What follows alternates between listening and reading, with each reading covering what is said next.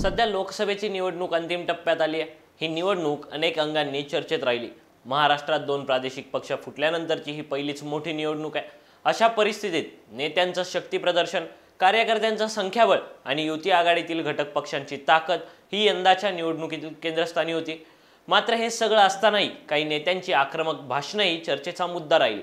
यातील मनसे अध्यक्ष राज ठाकरेंनी महायुतीला बिनशर्त पाठिंबा दिल्यानंतर मवियावर केलेला हल्लाबोलही चर्चेत राहिला। मात्र लोकसभा निवडणुकीची घोषणा झाल्यापासूनच ते अगदी चौथ्या टप्प्यातील मतदान पूर्ण होईपर्यंत महाराष्ट्रातील एका नेत्याच्या प्रत्येक भाषणावर महाराष्ट्राची नजर राहिली। या नेत्यानेही प्रत्येक भाषणातून आपली भूमिका स्पष्ट करत प्रत्येक मतदारसंघात विरोधी उमेदवारावर हल्लाबोल केला।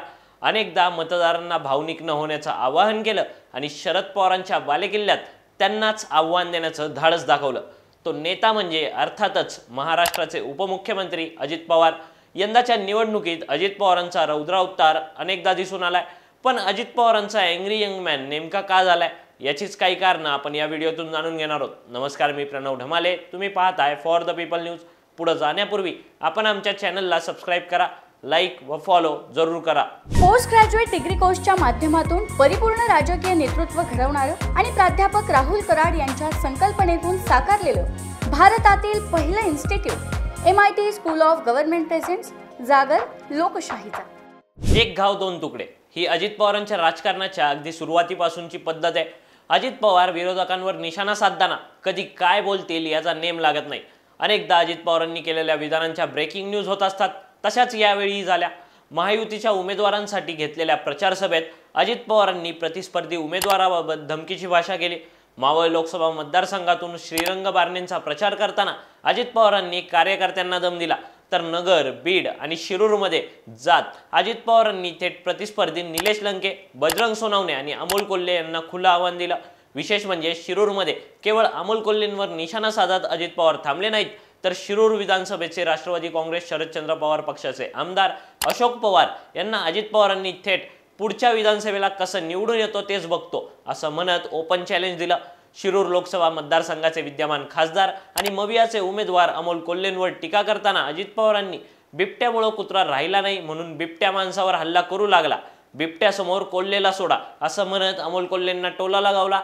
तर बीडमध्ये विरोधी उमेदवार बजरंग सोनवणेंवर पंकजाताईच्या विरोधात बजरंग उभाय, तो सारखा माझ्याकडे यायचा, माझ्या कारखान्याची कॅपॅसिटी वाढवून द्या, बजरंगा तू स्वतःला हनुमान समजायला लागला। बजरंग सोनवणेचा बार्शी आणि बीडमध्ये कारखाना आहे, सगळं बरं चाललं होतं, त्याला काय अवदसा आठवली काय माहीत आणि निवडणुकीला उभा राहिला। काहींना दोन पैसे हाती आले की मस्ती येते, तशी मस्ती त्याला आली असं म्हणत टीका केली। विशेष म्हणजे अहमदनगर लोकसभा मतदारसंघाचे महायुतीचे उमेदवार निलेश लंके यांच्याबाबत बोलताना पारनेरमध्ये अजित पवारांनी जिरवाजिरवीची भाषा केली। त्यामुळे आता राष्ट्रवादी काँग्रेसमध्ये फूट पडल्यानंतर अजित पवारांचा अँग्री यंग मॅन झालाय का असा प्रश्न उपस्थित होऊ लागलाय। सैन्य आणि क्रीडा क्षेत्रात करिअर करायचे, नेताजी सुभाषचंद्र बोस सैनिकी निवासी शाळा पुणे। ॲडमिशनसाठी संपर्क 960 781 1662। मात्र अजित पवार इतके आक्रमक का झालेत असाही प्रश्न पडू लागलाय। त्याचंही उत्तर थोडक्यात समजून घेऊ। राष्ट्रवादी काँग्रेसमध्ये उभी फूट पडल्यानंतर लोकप्रतिनिधींचं आणि कार्यकर्त्यांचं संख्याबळ अजित पवारांकडे असल्याचं पाहायला मिळालं। त्यानंतर यंदाच्या लोकसभेत अजित पवारांनी शरद पवारांना थेट बारामतीत आव्हान देण्याचं धाडस दाखवलं। विशेष म्हणजे बारामतीच्या अतितटीच्या लढाईत अजित पवारांनी बहीण सुप्रिया सुळे यांच्या विरोधात थेट पत्नी सुनेत्रा पवार यांना उभं केलं। त्यामुळे बारामती लोकसभा मतदारसंघातील लढत प्रतिष्ठेची झाली। त्यानंतर 7 मे रोजी बारामतीत मतदान प्रक्रिया पार पडत असताना आदल्या रात्री पैसे वाटप केल्याचे आरोप अजित पवारांवर करण्यात आले। विशेष म्हणजे मतदानाच्या दिवशी अजित पवारांच्या घरी जात त्यांच्या मातोश्रींची भेट घेत सुप्रिया सुळेंनी मतदारांना भावनिक आवाहन करण्याचा प्रयत्न केला। अशा परिस्थितीत बारामती लोकसभा मतदारसंघात सुप्रिया सुळेंचं पारडं जड होऊ लागल्यानं अजित पवारांचा संताप वाढल्याचं बोलता येतं। तर दुसरीकडे अजित पवारांकडे पक्ष, चिन्ह, लोकप्रतिनिधी आणि कार्यकर्ते असले तरी पक्षफुटीनंतर मतदारांची सहानुभूती शरद पवारांसोबत असल्याचं वारंवार समोर आलंय। अशा परिस्थितीत शरद पवारांनी सुरुवातीपासूनच भावनिक राजकारणाची जोड सोबत ठेवली। त्यामुळेच अजित पवार यंदाच्या निवडणुकीत काहीसे बॅकफुटवर गेल्याचं दिसून आलंय आणि त्यातूनच अजित पवार जास्त आक्रमक झाल्याचंही पाहायला मिळालं। अजित पवार या आधीही अनेकदा विरोधी उमेदवाराला खुलं आव्हान देताना पाहायला मिळालेत। अनेकदा अजित पवारांची ही आक्रमक विधानं त्यांच्या अंगलट आल्याचंही पाहायला मिळालंय।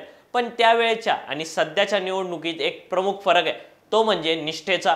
आणि याच मुद्द्यावर अजित पवार काहीसे मागे पडल्याचं दिसून येत आहे।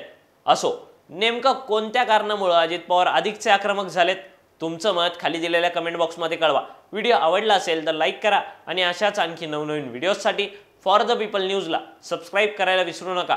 धन्यवाद.